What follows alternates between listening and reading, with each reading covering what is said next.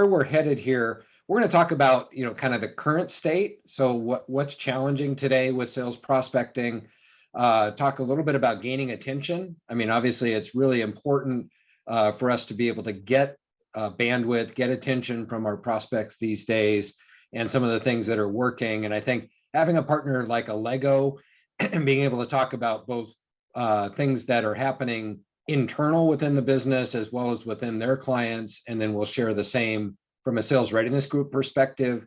I think it's really interesting as we're looking at cross industries, some of the impacts and things that we're seeing. So we'll share that. We'll share a framework for strategies that can help build the pipeline as you go forward, and ultimately a little bit on coaching. So how do we make sure we're getting the most out of the folks that we have going forward? Billy, welcome back. It looks like you're online, and yeah, can you hear me okay? I think we can hear you fine. Sorry about that. Wi-Fi went out at the perfect time. Okay. Well, nice recovery. I would say I didn't even get through the agenda yet. So it's all good. So let's dive in. And I'll say, one thing, if you've attended other webinars of ours in the past, we're not going to cover a lot of slides today. We're going to make it more of a conversation. We want to hear best practices that, that we're seeing from our clients and also from you all. And we're going to be asking for your input. And, this is an ever evolving topic. So one that I think it's great to get a pulse on, what's going on out there. So with that, this is going to be a kind of high level and open-ended, but would love to get thoughts from you all. What challenges are your teams running into with prospecting? So what are the headwinds? What are some of the biggest challenges that you're seeing? If you can go ahead and chat that in. And Billy, I'll flip it over to you. Love to get some of your thoughts. What are you seeing within your clients and maybe within your team as well? Yeah, I mean, I would say the biggest one right now is a lot of rejection, right? What we're seeing is prospects and companies are really tight with money and they're looking to save every penny. So another thing is the great resignation, right? And when we're going into prospect, we got to do some additional research because there's a lot of employees bumping around to different companies. So we need to do more digging and see, where they're at and make sure we're reaching out to the right ICP. So I would say those are the two biggest things: is budget worries and making sure we do some extra research in our prospecting. Yeah, and it's spot on. Love our audience. They're chiming in as well and hit on those themes, right? We don't have money for the current year. We just heard from a client. It's like, well, we know there's a huge ROI, but we can't spend any money through the rest of the year, or everything's on hold, right, until we get approval. I think there's lots of comments around just getting response. People are busy. They certainly aren't going to call back, but they may not be even answering or responding to emails. And then I think there's another theme that we've heard from clients, which is just with the high turnover, whether it's the great resignation, whether it's some reductions in force, as we're seeing in some clients, or people just looking around at work-life balance and making other decisions. But our stakeholder we were talking to last week may be gone this week. And if we haven't done a good job of mapping that account and building other relationships, all of a sudden that person who was really excited to bring us in or buy our solution is somewhere else. And so we'll talk about that. Can be a strategy as well. Let's follow those people, but it may disrupt our current opportunities. Anything else you're seeing here, Billy, or anything else you'd add? Yeah, I would say another one is lack of bandwidth. Ever since companies are going remote, they have a lot more on their plate, right? So that makes it just that much harder for, sales reps to be able to catch them at the right time or be able to have a conversation. So I would say another one is definitely lack of bandwidth. Yeah, and there was one in the Q&A as well. Eduardo mentioned prospects are being spammed. And I think that goes to maybe the low response rate, right? If it feels like it's a generic message, or we've all gotten the 10 email automated sequences, they're not personalized, they're not relevant, they may not even get our name or our company right, and it's just noise, they get deleted. So we need to do things to cut through that, and we'll talk about some strategies to do that we can put in place today. So one of the other things is, I think the buying environment is changing, right? If we look at the buyer's journey and what it takes to actually go from initial contact and awareness through closing, that's evolved, and we know that there are typically more and more decision makers involved these days, and it's gotten more challenging. Billy, can you speak to this? I know Allego has done some research around this, and you have a point of view on this as well. How's that changing in your case? Yeah, I mean, you can see it on the slide here, right? It's making it that much harder to reach your buyers. And even in a remote world, a lot of companies are starting to go more tech savvy, right? They're starting to streamline their processes and improve on their processes. And that just means that there's that much competition in the market. So it's very important there's more demand, right? So it's very important to add, even more value in your outreach as well. And there's a lot of players in the industry right now as far as a competitive landscape goes, right? So it's really just providing that value early because there's a lot of players out. Yeah, I think it's really important. We need to be educating them at every touch, both through marketing and through sales and sales enablement, and then also getting access. And we talk about that in our Selling to Key Executives program, but the potential for a key executive to be involved in key decisions has actually gone up since COVID. They're likely to pop in on that virtual meeting. They're likely to be on the buying committee. The number of stakeholders goes up every year in terms of people involved. And so we need to be engaging and thinking about, well, who are all those other people involved, and how do we get access, and how do we be relevant? And that's one of the things we're going to touch on today. So great comments here. So, prospecting challenges, we talked about noise. We talked about all of the competition that we have out there, and also just helping salespeople, be relevant and maintain that. Can you speak to this? I know you've looked at this with your team, Billy, in terms of, what does it take to get a response? And, what are some of the challenges that, maybe a BDR or SDR might run into booking meetings? Yeah, I mean, I would say the biggest challenge is, you can see it from the bullet points here, but really giving up in your outreach and your sequences. You can see on the slide that 44%, that's a significant amount of salespeople give up after just one call. And then it takes about 18 touches to get in contact with a prospect. So that's telling you how much opportunity the 44% that you're seeing on the screen here are losing out. So what I've really taught my team and what I've learned as an SDR and also an SDR leader is persistency and consistency with your outreach is key. And even though you may not get them in the first 5 to 10 touches, you could get them on the very last touch of that sequence, which is your 18th touch. So what I've learned is just staying persistent and consistent with your outreach, because one, potential prospects appreciate your consistency. And two, they may just be out of office. So you just got to kind of keep at it. And that's a big key takeaway that I've learned during COVID.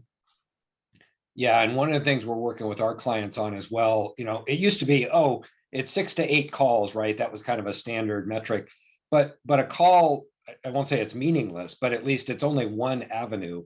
And we need to be thinking about all bound strategies. And so that may include emails, a call, a social or LinkedIn message. It may include a personalized video. It may include, a handwritten letter if you want to break through the noise to a key prospect. But those touches come from different avenues and in different ways.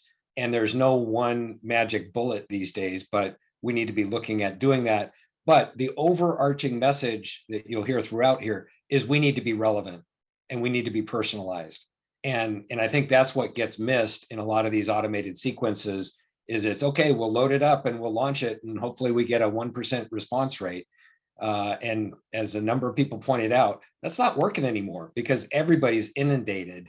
And so how do we be more relevant and how do we personalize that message? Yeah, and Linda mentioned that, how far the buyer has gone before connecting with sales. And, that may include some marketing, that may include education that's happening. But you're right, it used to be, 9 touches or 8 touches. And so I think that's important. Chris brings up a question, Billy, and we'll get into this shortly, but about pre-call research. How much do you do before reaching out to make that call relevant? And my quick answer is always just enough. And I think it really depends on your ideal client profile and how big your target base is.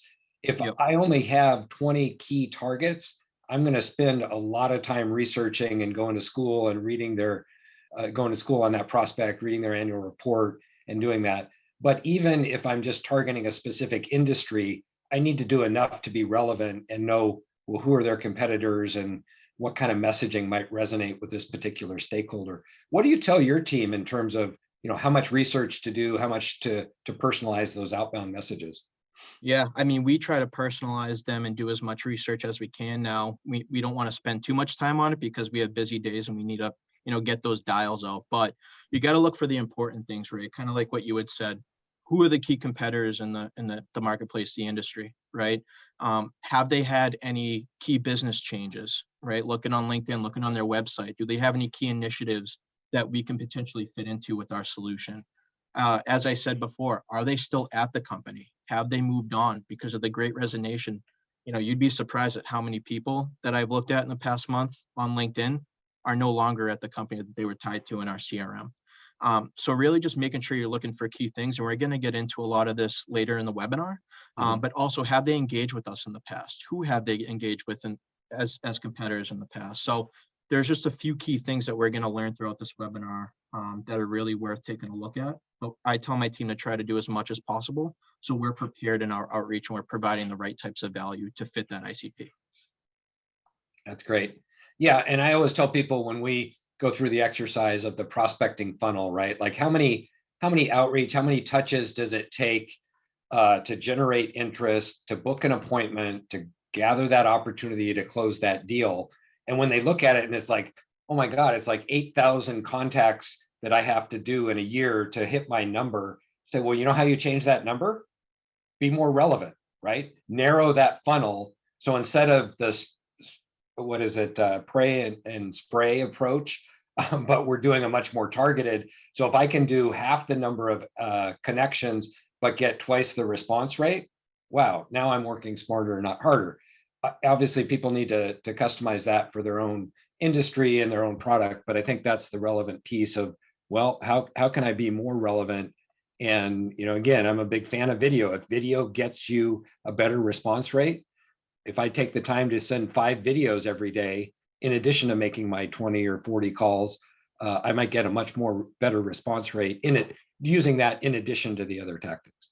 So let's specifically talk about that. How do we get attention when we have, busy, distracted buyers? That was probably the number one answer in our earlier chat.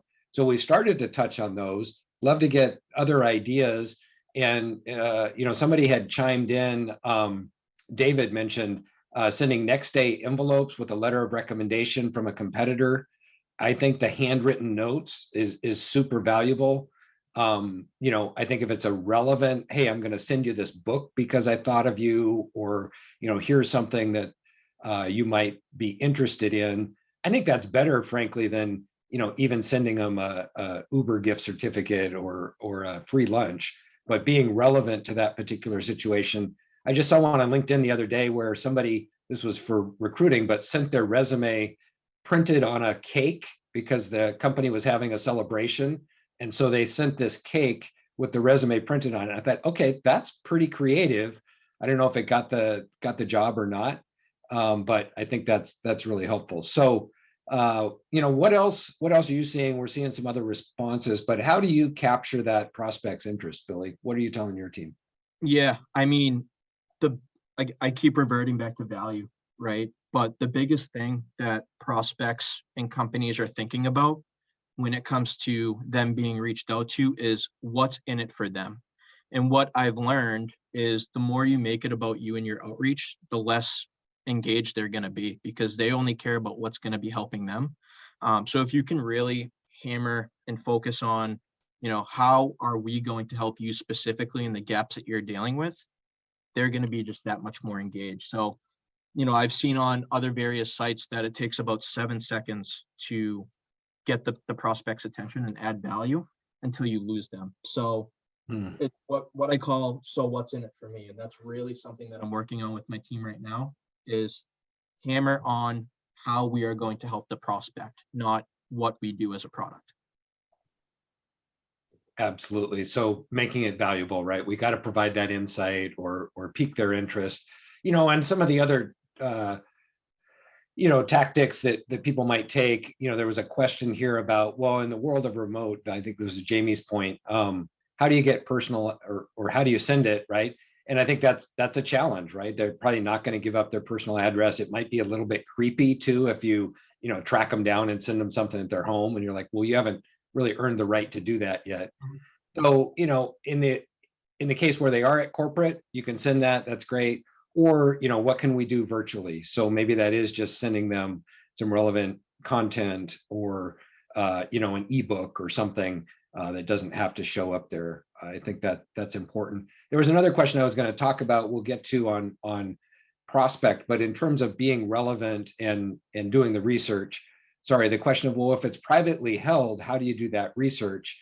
And this could be a topic of a whole nother webinar, but I think understanding where that company lives. So are they in industry groups? Are they connected and publishing, maybe there are blogs and articles that we can read and find out. And then, we talk a lot about developing coaches, but if you have somebody either inside or somebody connected to that company, and you can spend 30 minutes, you can learn so much just asking, well, hey, what's going on there? And typically people are willing to open up and share that experience. Billy, is there anything else with your team or your clients that you advise in terms of, hey, it may not be publicly available, but how do we learn what's going on with that company? Yeah. Again, research on LinkedIn, right? Seeing who's connected to that company, reaching out to them, asking them questions. We haven't dealt with that on my team a whole lot, but in the few instances that we did, we tried to find those referrals or those connections on LinkedIn to see if they're actually tied to that company, and then reaching out and maybe setting up a phone call with them to kind of pick their brain. Yep, that's great. Well, a lot of really good comments in here as well. Jamie mentioned, see what they follow on LinkedIn. Yep. What groups are they a member of? And I think people are realizing today, if we can engage, maybe we're commenting on if they have social posts. Maybe we're just being relevant and liking, they start to see us.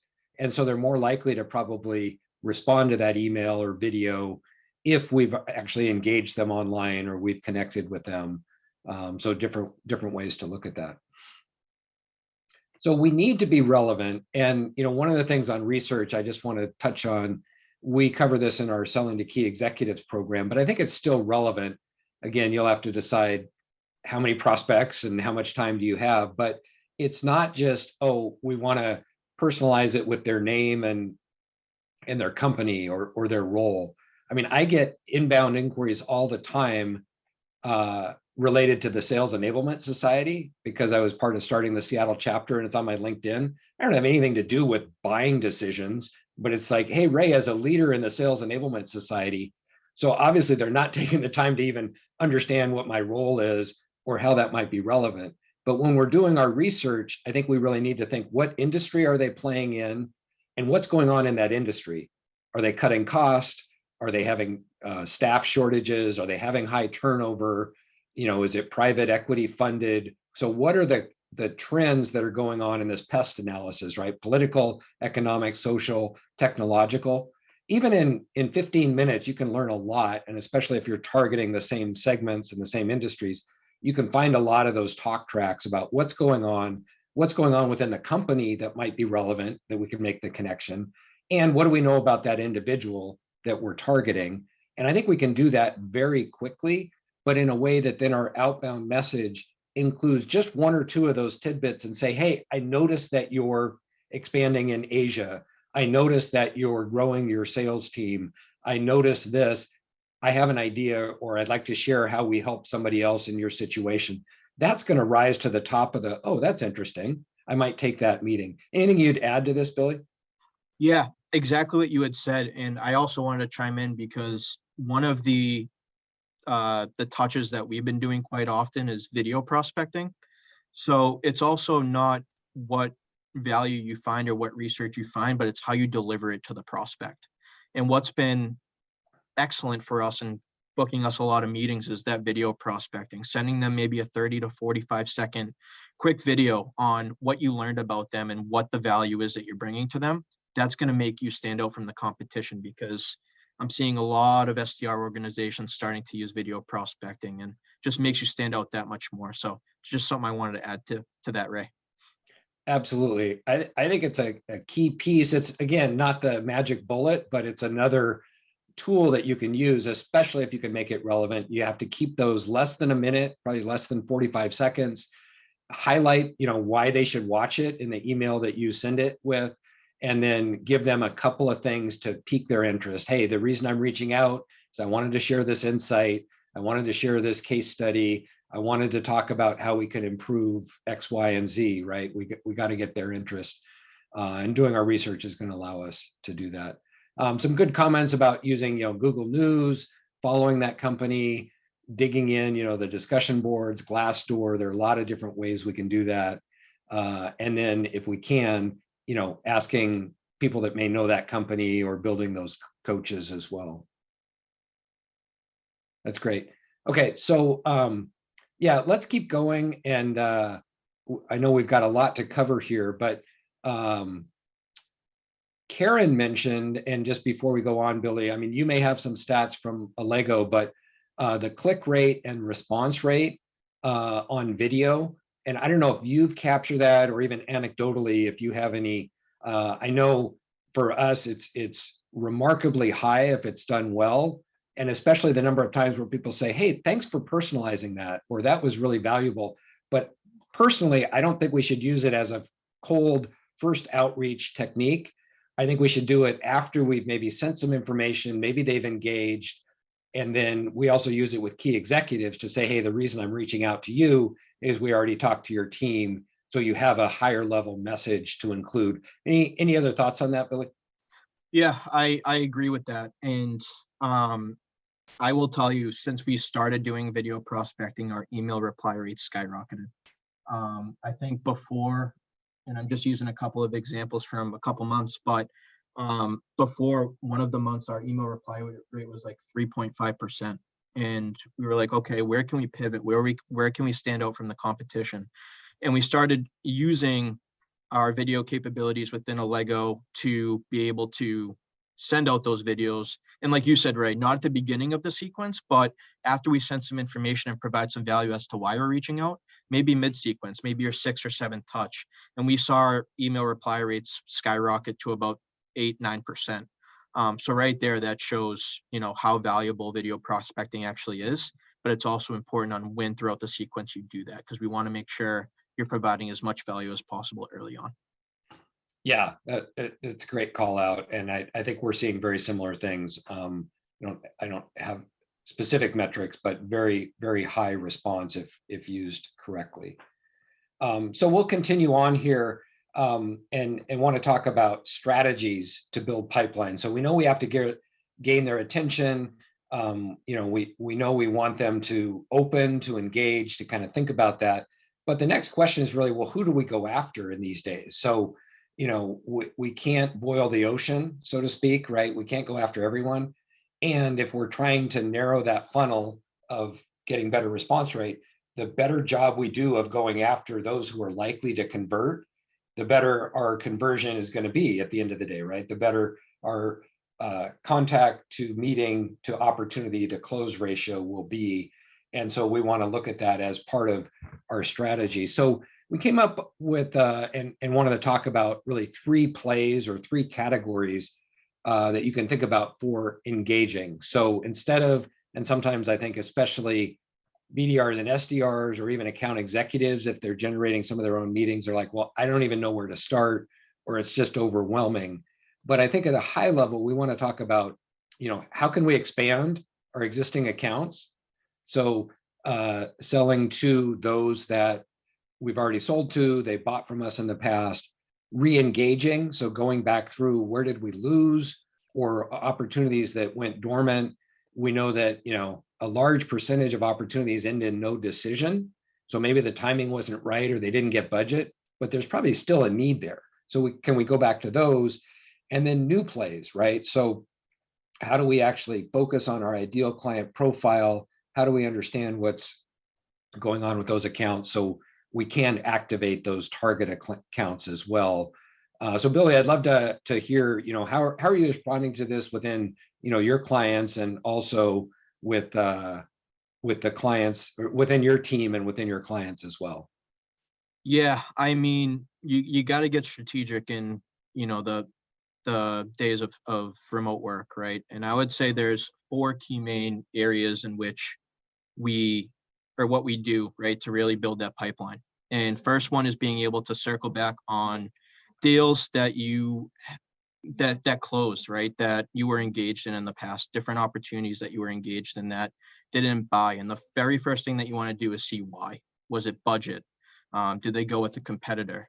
So really trying to pull different reports on past opportunities based off of why they didn't move forward is extremely important, because we call that what we call around the hoops.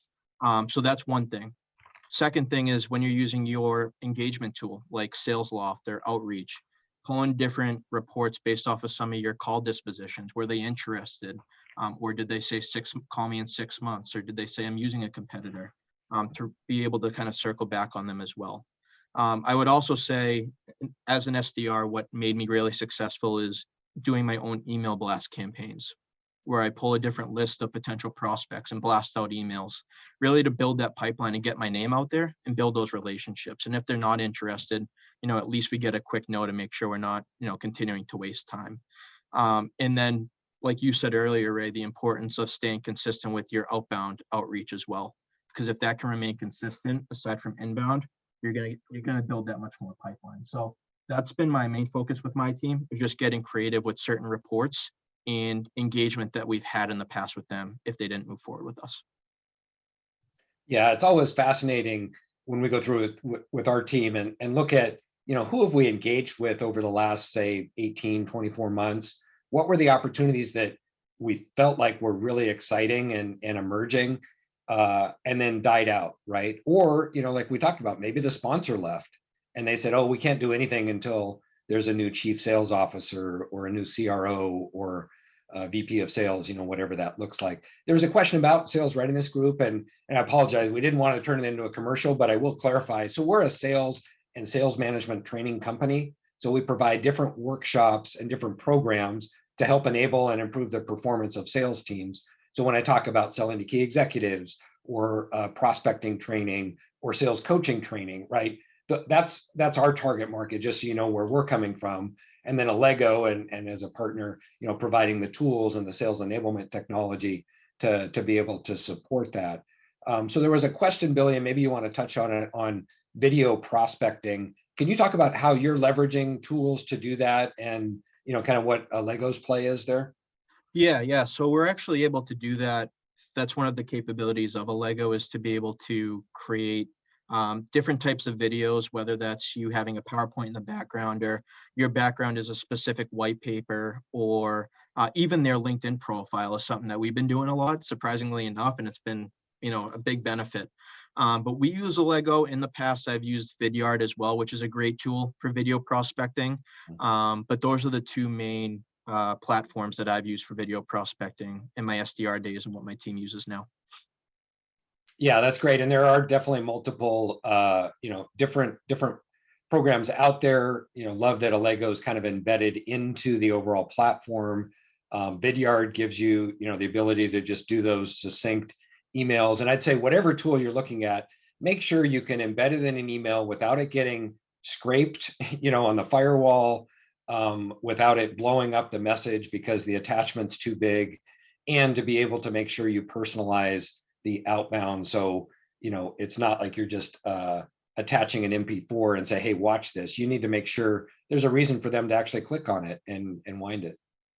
Yeah, I mean, if you're including some type of video in an email, I would keep the wording around the video in the email as short as possible, because less is more in those types of emails.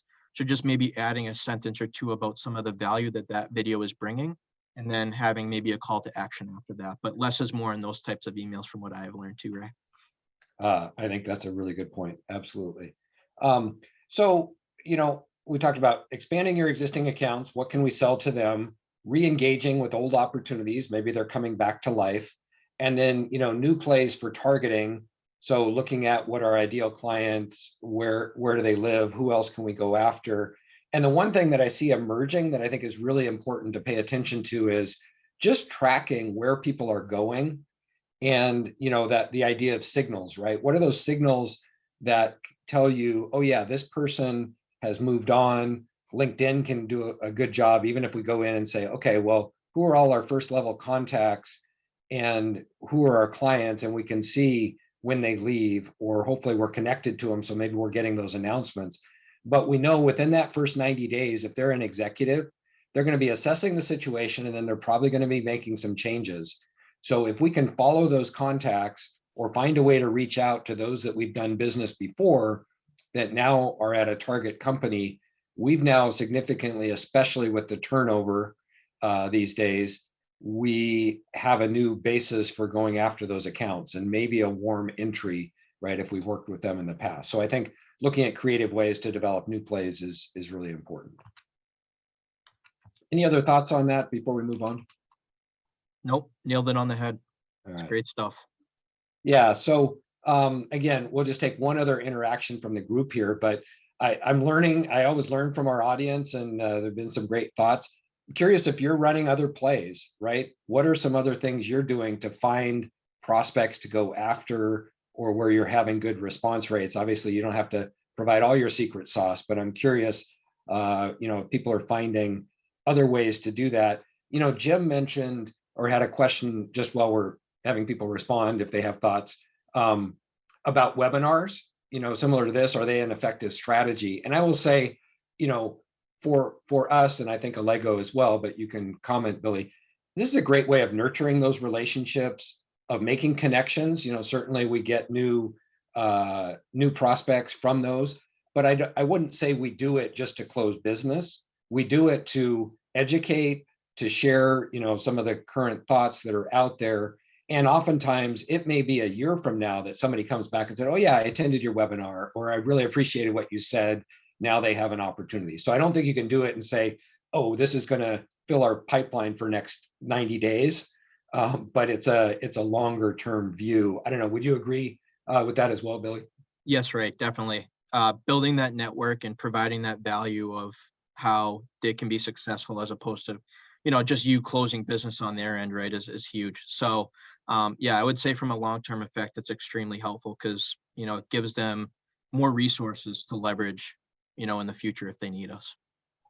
Yeah, and I would say that goes with a lot of content marketing, right? So if it's a podcast, white papers, blogs, it takes a while, and you got to build the following, but then that increases just your visibility. It gives you content that you can replay and share, and be able to say, oh, you might be interested in a snapshot of this event that we did, or this webinar, or this information.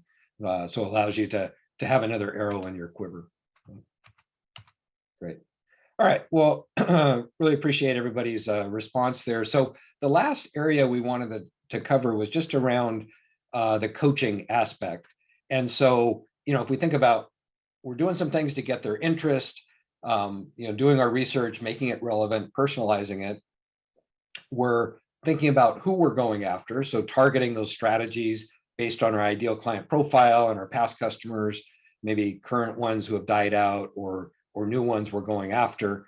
And then, once we're following and engaging, are we doing the right things, right? Are we getting the response rate? Are we booking the meetings that we would expect? And, how does that play out? So just before we jump into that, I'm curious what you see in terms of coaching, your team, and maybe some of the areas that you're really working on to improve that effectiveness. Yeah, I mean, it's all around, it's everything, right? Whether that's going in and digging on some of the emails that we're sending.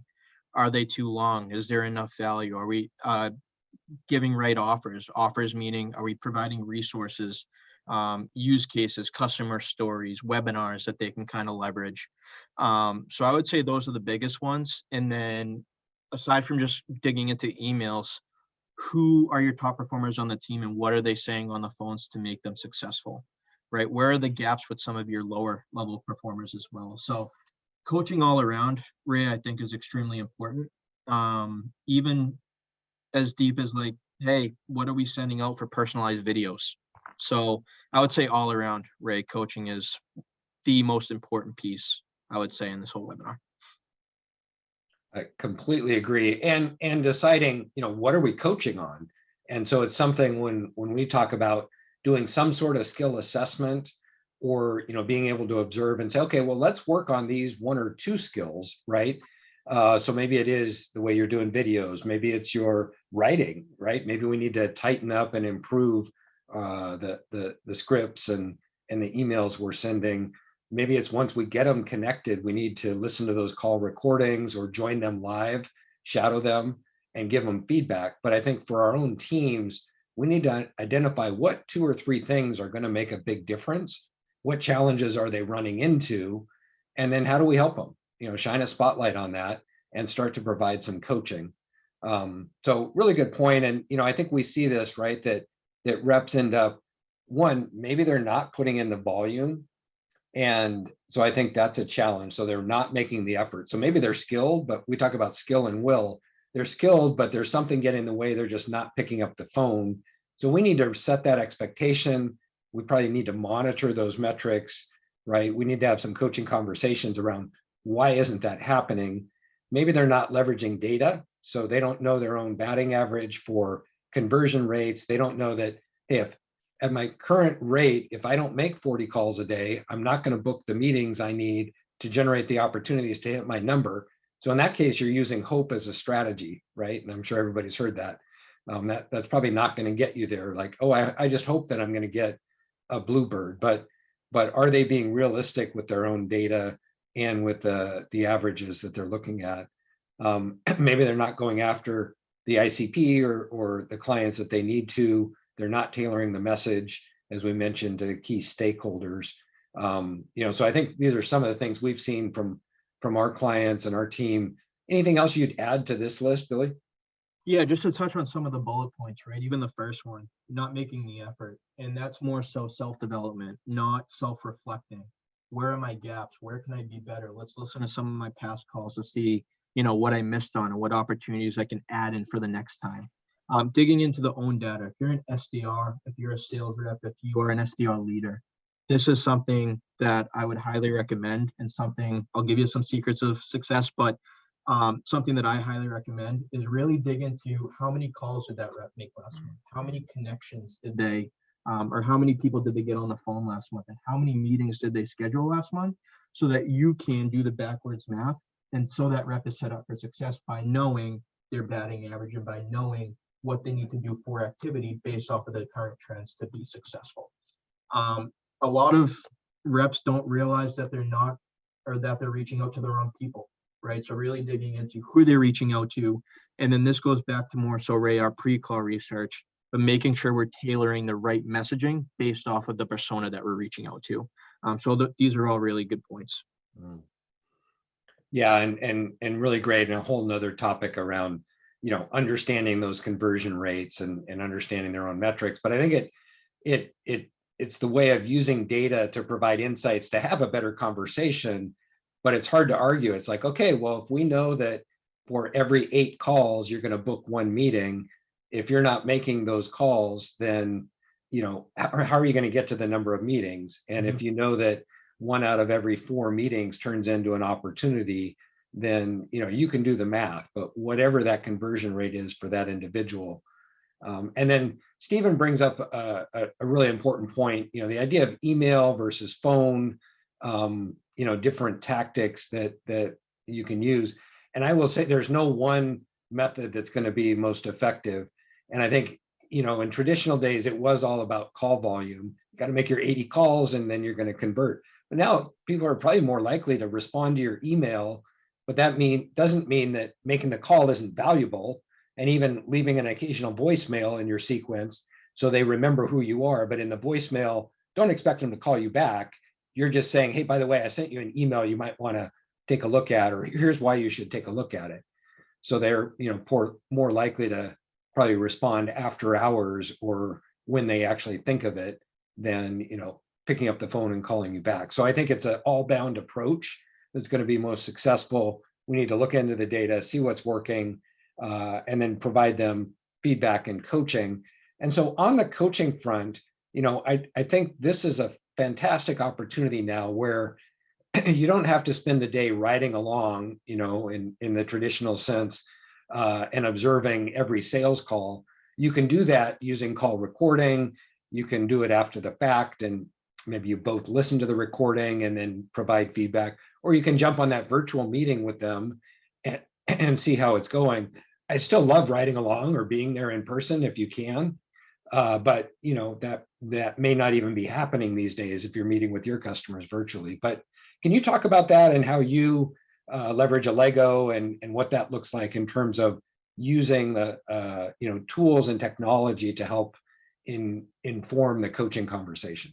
Yeah. So I would say I look at it as a 3-step process, right? Number one, at the beginning of every month, look back on that previous month and figure out your batting average, figure out your activity that you need, right? Number two is identify what successes you had that previous month, and then identify some of the gaps that we need to kind of work on together, right? To make us better. And then 3 is being able to make those calls and do that consistent coaching. In an Allego instance, through conversation intelligence, right? So how I'm able to kind of coach my reps right now, Ray, is we have what we call conversational intelligence within Allego, where all of our calls are recorded. And what we're able to do is leave different types of feedback in real time. And you don't even have to type in those feedbacks. You can send videos to each other as well.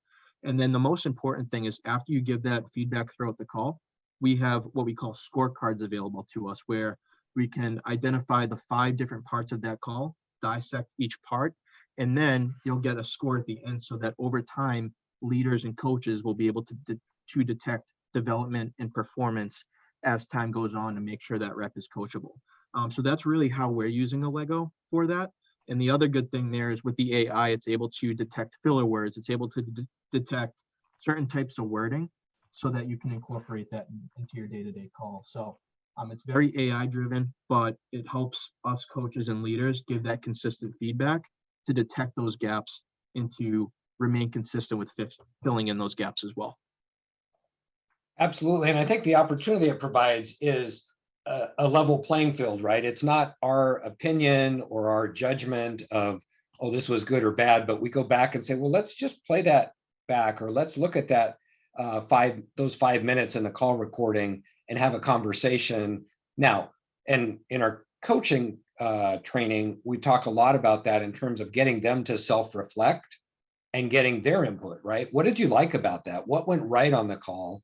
What might you do differently in the future? And how are we going to get ahead of that, right? What are you going to do now? So should we go practice that? Maybe we could do a little more research. Maybe we can role play. There was a question about role play. Absolutely love it, right? Take that as just in time and say, great, let's role play that before your next call. I'll be the customer and let's play that same scenario. Or let's do that in our team meeting every week and pick a couple of those examples to bring. I always say, if we're not practicing with each other, it means we're practicing on our customers. Yep. And that's a really expensive way to train, right? Yeah. We don't have enough of those. Yeah, I think role play is just as equally as important as call feedback, right? And what I typically do with my reps is I utilize Allego for that feedback. And then we take a step back and say, okay, let's role play through this scenario. We play the call again and we role play through it together. So yeah, I mean, those are some really good points in the chat. Is always role play. It's part of any development as an SDR, and it just develops them that much more for those real life situations. Yeah, that's great. It sounds like there's support for that. Christine mentions they do that in a phone huddle and have the team listen to each other. And they may feel like, oh, it's a little hokey or it's awkward or they don't, but I'll say coming out of our workshops are like, oh, that was the most valuable part, right? I really enjoyed that. I enjoyed working with my peers, getting their feedback. And we're big fans of this whole idea of collaborative learning. Like, even if you have a great facilitator, they can only go so far, versus learning from your peers and hearing what they're doing. And within your own context and business and your industry, they're going to learn more from each other and the managers probably than they are from anybody, up in front of the room. So that's really great. Any other comments or thoughts on this in terms of coaching, Billy? Yeah. And just to piggyback off of that, I don't think, or coaching is crazy important, right? But I think what falls into this as well is sharing best practices. So you can use those call recordings and to kind of fish out some good calls to share with the team. So what I do is we have morning meetings every morning, right, to provide different types of value. And once a week, what we do is we go over a call together, whether it's a good call or a call that we need feedback on. That way, everyone can learn from each other around the team. So I think that is just as important as well, Ray. Yeah, absolutely. That's great. And I do think, again, it's not going to replace the manager's role. I don't think we can automate coaching. I think it's another tool that we can leverage and it's like reviewing the game tape. But we still believe the best coaching is, hey, the manager sitting down, having that conversation, getting the reps input, getting them to own the results and the outcome. Because if I just send reps a scorecard at the end of every call and say, do this differently, they're probably going to think of 5 reasons why that's not going to work, or they're going to get defensive or demotivated, versus using that as a basis for a great, collaborative coaching conversation. So we're coming up at the top of the hour. I'll just share some key takeaways. In terms of getting attention, we need to add value, share value and insights early in the process that are relevant to that particular prospect.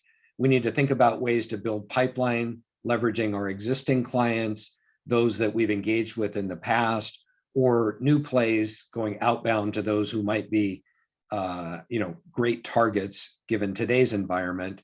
Understanding our own data and metrics and conversion rates, understanding the audience we're reaching out to, and really tailoring that message. Any other key takeaways you would add to this, Billy, based on our conversation? I would agree, right? One, being strategic with how you prospect, right? Finding ways from past opportunities and what they said in the chat, right? Utilizing your CRM properly to be able to get those prospects that are worthwhile to reach out to. Like we said here, know your data, right? That's what leads to success, is if you know your data and you know what it takes to set you up for success. And then, as I said a million times on this webinar, right? Add that value as early as possible and make sure you do that proper pre-call research, because things can change at a snap of a finger nowadays. So making sure we go into every outreach or every call or email as prepared as possible based off of that persona. So important. And, I think the automated, both on the sales side and on the marketing side, the tools have gotten so great. It's really easy to get a lot of content out there, a lot of messages out there. But I think that's also creating just so much more noise, where unless we're relevant, the whole idea, sales is going away, right? It's all going to be self-service. No, what we need to do is find a way to be, ruthlessly relevant to that individual in a way that's going to pique their interest, to enhance whatever information they may have already received or self-educated themselves along the way. So with that, we have a few minutes. We'll open it up to questions. And there's one from Stephen I'll respond to immediately, but he said, is it a good idea to put action items into intro emails, or would that push them away? And I'll share my opinion on this. Love to get your thoughts as well, Billy. But I think what we're trying to do in those initial emails is to engage in a conversation. So, the follow-ups that end with something like, would you be interested in learning more? Or is this worth a conversation? Or, can we book a few minutes to chat about this? I think shows that they're interested, and shows hopefully that you can now go back to them and you can talk about it. I think the days of saying, hey, can you meet on Tuesday at 10 or Thursday, or worse yet, right? I get these where they send a calendar invite with their outbound. And it's like, you haven't earned the right to do that and step on my calendar. And I'm not going to accept a meeting request from somebody I don't know. So personally, I find that, kind of intrusive, and would push back. But what else would you say on that, Billy, in terms of, what's the action item for an initial conversation? Yeah, I mean, I would say right off the bat, try to, again, right, provide as much value, less call to action, because we don't want to be too hard on them right off the beginning. But I would say the call to action at the end should be, hey, I'd love to kind of get you further educated and show you the value we can bring. If I don't hear back by X day, I'll make a note to reach out by X day. That way, the prospect sees that you're going to stay consistent with the follow-up, but you're not, really throwing them times or throwing them calendar invites so early in the call, because that's going to turn them off.